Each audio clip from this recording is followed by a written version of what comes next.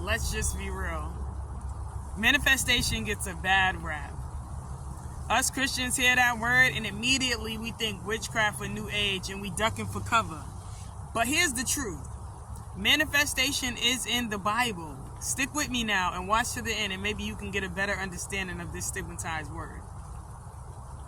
The life that you're living right now, it is what it is right now because of your beliefs, your choices, your words, and your focus.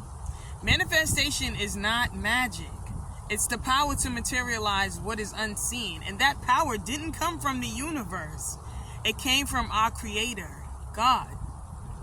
We were born with multiple dimensions of divine power, and manifestation of God's glory in our lives is one of them.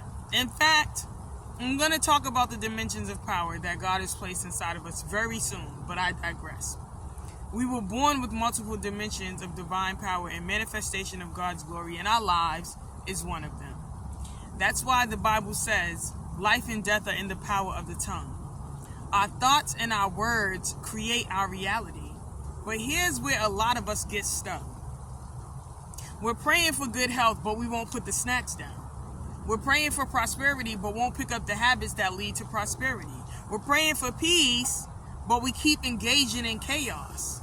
And then we say, it's all in God's timing.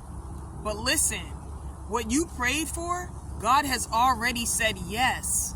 You could be holding up your own blessing, because unknowingly your thoughts and your actions are creating your reality. The thing is, we often do it unconsciously. So imagine what could happen if we became intentional about what we think and speak, aligning our minds with faith instead of fear. Because the truth is, God makes things manifest through you. What are you asking for? He brings it to life through your obedience and your effort.